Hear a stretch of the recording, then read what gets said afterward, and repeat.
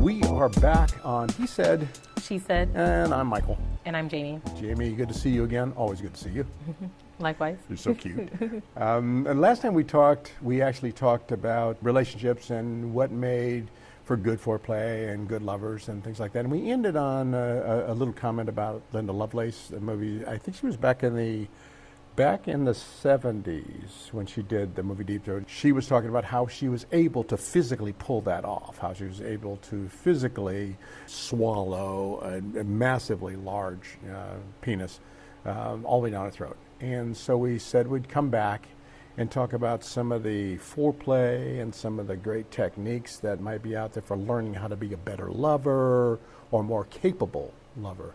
So let's kind of fire away at it. Let me finish with the Linda Lovelace thing. She said that what she would do is she would take a hot dog and she would practice with it. But the way she learned to relax her gag reflex was she would take like 3, 4, 5 slow, deep breaths. Very slow, very long, very deep breaths, and let them out. And then she would try it with a hot dog, and she didn't gag.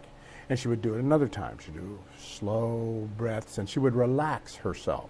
And she would try it again, and it actually worked. I said, really? Seriously? Mm-hmm. I actually tried that. Not that I intend to use it, because I'm 100% straight, but I actually tried it, and it actually does work. And the same thing goes with, you could probably do with your finger. When you stick your finger to the back of your throat, you have that gag reflex. But if you do those 3, 4, 5, let's say 5 slow, long, deep breaths to relax and try it, the gag reflex is almost completely gone. So she taught herself how not to gag. And then it's a breathing technique. You know, you obviously can't breathe when your throat's full. So when your throat's empty, you inhale. When your throat's full, you hold your breath and things like that. So we were talking about X-rated movies and whether or not X-rated movies show you techniques or show you how to do certain things. And they don't. No. They show you people doing it, but they don't show you. They show you anal sex. They show you oral sex. They show you bondage. They show you group sex. They show you all kinds of things, but they don't really talk about how to prepare for it, what you're going to face. Anal sex, a lot of people who've never tried it before are resistant to it because they think, it's exit only. So, and it's there's a part, supposedly, the medical thing about this is a part there that gets kind of seized up without being relaxed, and it's very difficult to penetrate unless you relax, So, and then at that point, everything's, all bets are off, everything's a go. And the same thing with the G-spot. Have you ever heard of anybody referring to the, quote, G-spot? Yeah. Okay. Do you know what that is? No. Do you know what people see that is?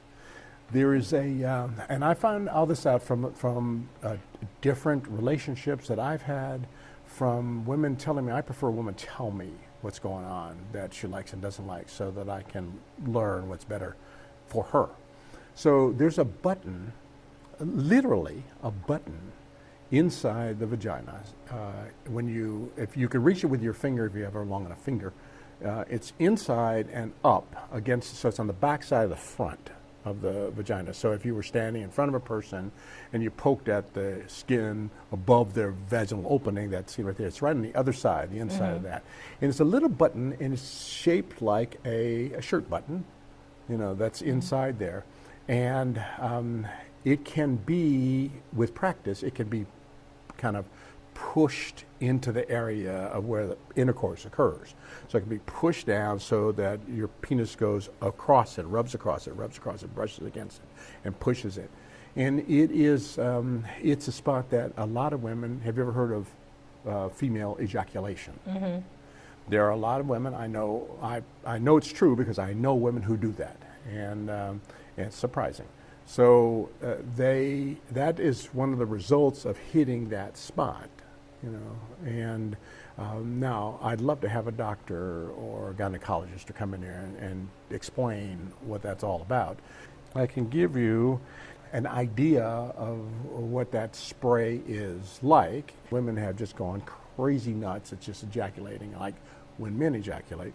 and you want to learn how to do it, you should probably learn how to do it yourself, on yourself, before you try to show some guy how to do it, because it's something you've got to discover.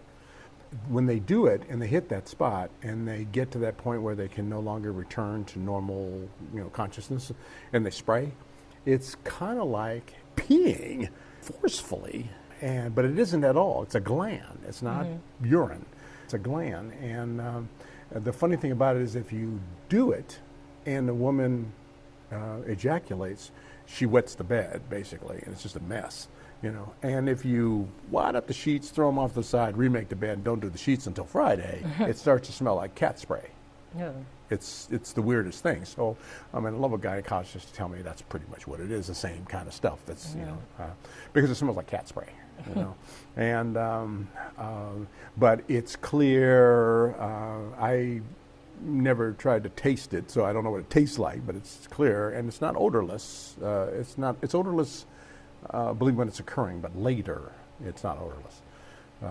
But anyway, so kissing, for example, if you were going to make some suggestions, now I've gone through a couple of graphic explanations of some techniques or some things that men probably need to learn to do to make that woman happy, to excite her, and the more exciting that she can be, the better lover he can be, size or no size. The better his technique is, whether he's bigger or not better, as we had mentioned in the previous segment. So what do you suggest as a lesson on what men can do with women, that are kind of surefire ways for them to connect physically? I would say definitely, kissing, I think, is a big one, at least for me. I think for most women, yeah. And, actually taking time and, kissing for a long time. And I think, that creates, a buildup. And I think that definitely builds a connection and, a higher level of intimacy. Because I think, you could kiss for a little bit. And sometimes I think they'll do it for, a minute and stop. Kind of breaks it up, and it's almost like it never happened. Get on with it. But, just, really putting emotion and feeling into it, I think is huge. And then after that, I think it just sets up the tone for everything else that happens after. So. Is that kissing only on the lips or different parts of the body? I think the lips is probably the most important, but then, also other parts of the body, too. But I think that on the lips, it's probably more intimate. So, if that's what you're going for, It's not as sometimes people aren't going for that. It's not as intimate as kissing you on your vagina. Well, yeah. So that's pretty intimate. When you say more parts of the body, but I think at an emotional level, I think and that's what women usually how they connect. Right. So so kissing. Then what about the kind of the surprises, kissing from behind and from the side, and not just head on, not just face to face or whatever, but if you're standing there putting your lipstick on in the mirror and a guy walks up behind you and pulls your hair away from your neck and kisses you on the neck, is that a turn on? Yeah, I think the element of surprise definitely is, and just, yeah. So you didn't have to say all that stuff, just say yeah. So the thing is, like I mentioned before, I think that women have to learn how to arouse themselves, turn themselves on before they can expect or educate somebody else to do it. You have to learn how to do it. So you have to be willing to talk about it. You have to be willing to say, I like this, I like that, this is the way I think you should do it. Have you ever had anybody put your toes in their mouth? Once. I don't know if I was into it. Yeah, so that's the thing. I'm trying not to judge. Yeah, they asked, has someone did that before? I was like, no, and they did it, and I was like, okay, thanks a lot. It wasn't bad, but it didn't do anything for me. Yeah. So. And we had mentioned in a previous podcast, we talked about some of the things that partners do with each other to make each other happy. And some of those things that people have done with their partner to make them happy are things they may never have done before with anyone else.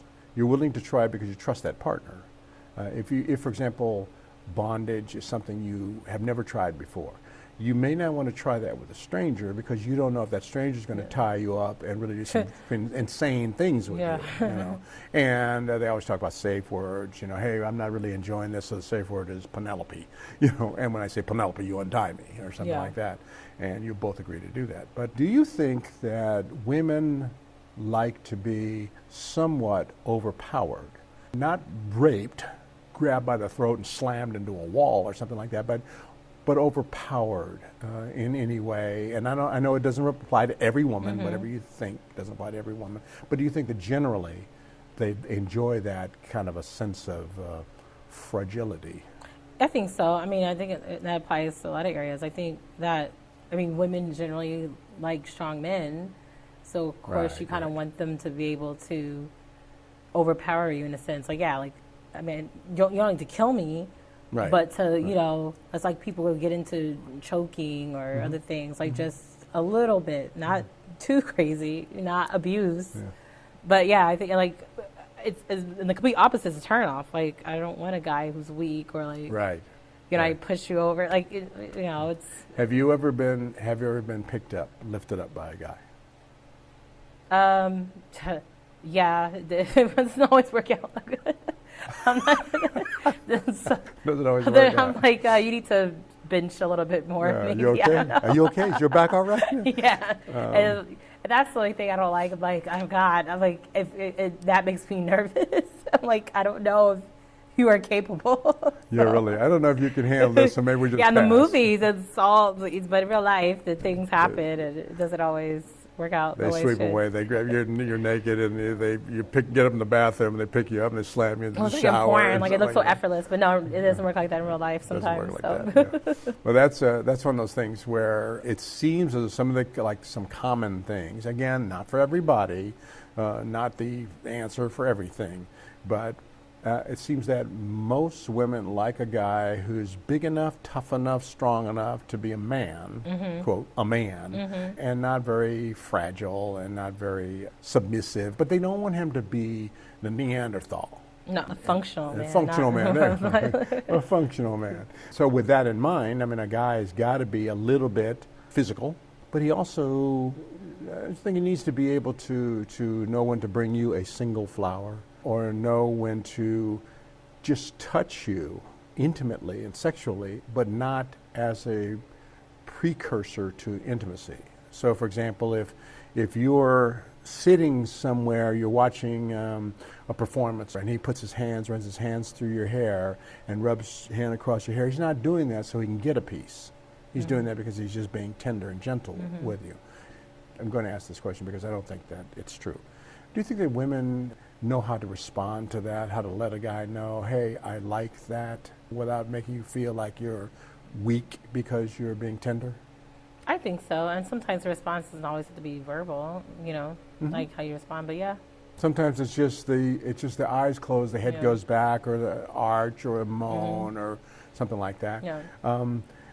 All right, well, I want to get away from the idea of physical intimacy for the moment, just to cool down, because it heats me up.